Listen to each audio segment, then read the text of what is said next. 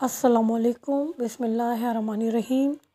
दोस्तों, आप सब जानते हैं कि गाने सुनना मज़हब इस्लाम में जायज़ नहीं। अगर हम मासूमीन अलैहिस्सलाम की हदीसें देखें तो रसूल खुदा सल्लल्लाहु अलैहि वसल्लम इरशाद फरमाते हैं, गाने सुनना उससे बदतरीन अमल में से है। गाने सुनना इस बदतरीन अमल में से है कि जिसकी सज़ा दोज़ख की आग है।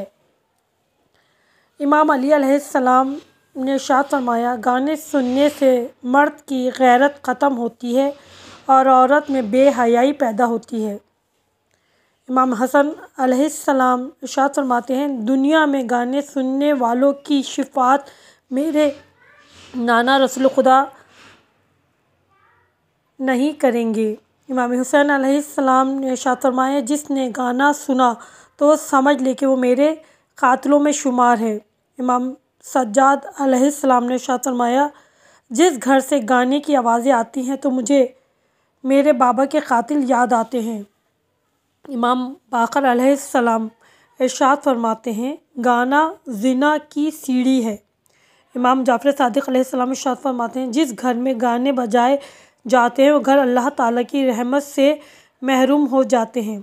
इमाम मूसी काज़िम अलैहिस्सलाम इरशाद फरमाते हैं, मुझे ज़िंदान में सबसे ज़्यादा तकलीफ़ साथ वाले घर से गानों की आवाज़ से होती थी। इमाम अली रज़ा अलैहिस्सलाम इरशाद फरमाते हैं, गाने सुनने वाले मोमिन कहलाने का हक़दार नहीं। इमाम मोहम्मद तक़ी अलैहिस्सलाम इरशाद फरमाते हैं, गाने सुनने से इंसान की आखिरत तबाह और औलाद नाफरमान होती है।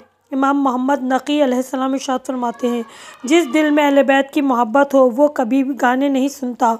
इमाम हसन अस्करी अलैहिस्सलाम इरशाद फरमाते हैं, गाने सुनना इंसान को शहवत की तरफ ले जाती है। इमाम मोहम्मद मेहंदी अलैहिस्सलाम इरशाद फरमाते हैं, जो गाने सुनकर मेरे ज़हूर की दुआ मांगे उसे चाहिए वो दुआ ना मांगे, क्योंकि गाना सुनने वाला मेरे सिपाहियों में से नहीं है। दोस्तों, जब हम मासूमीन अलैहिस्सलाम के अक़वाल देखते हैं, पढ़ते हैं, तो तसव्वुर कीजिए कि गाने सुनना कितना बड़ा गुनाह है। बस दुआ करते हैं कि बारे इलाहा हमें तौफ़ीक़ अता फ़रमा कि हम इस गुनाह से अपने आप को बचा सकें, अपने बच्चों की हिफाजत कर सकें।